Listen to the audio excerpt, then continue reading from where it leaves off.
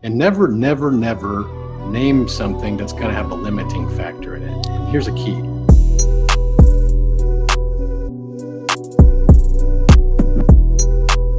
From the branding side, let's go into the branding, because I think that's really important.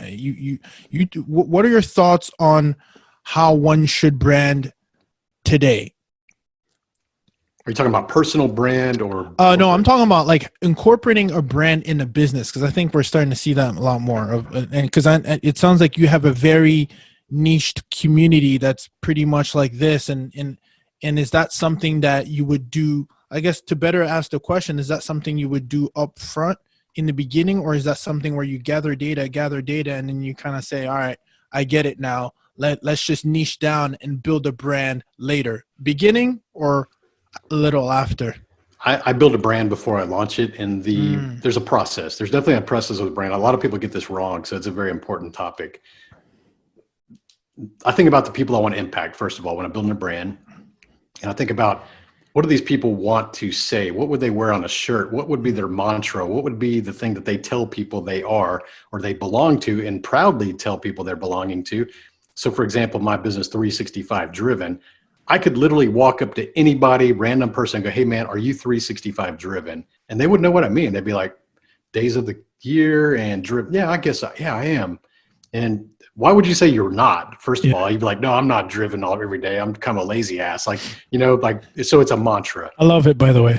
It's a mantra. It's like, okay, hashtag 365 driven. Yeah. So I built something that people want to be a part of, because even me, like you and I, before we fired up this thing, Arate Syndicate is a group that I'm in with Ed Milet and Andy Frisella. That is a group that high performance people that are multimillionaires that we just want to be a part of things. Every human, you're probably a part of several things. I'm a part of several things. We're always looking for the tribes that resonate with us in different areas of our life.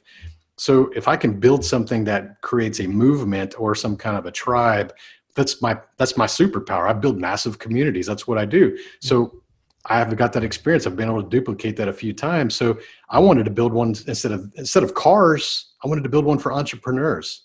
I said, I love business and I love cars. The only two things I really love is business and cars. So I'm going to take this and go do an entrepreneurship business model version of it. But in order to do that, I had to be able to be more vocal, be more on social media.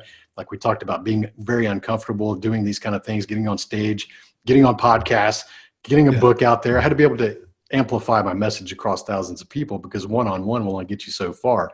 So that's what I did, is I wrote the book and I said, okay, man, I'm branding the book. It's on the back. It says 365 Driven. Even if you look at the book cover, I want to show you, you probably didn't even catch this. Look at the little dollar, the number of dollar on there, the ID number. You see the dollar? Yeah. What does it say? Oh, driven.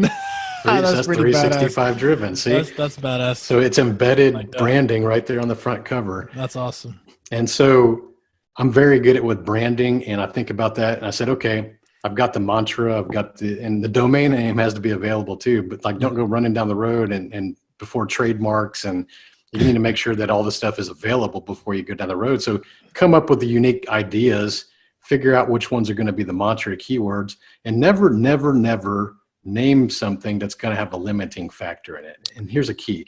A limiting factor would have been calling this Tony Whatley. A limiting factor would have been calling this 365 Driven small business owners. See, these are all limiting factors that are not necessary.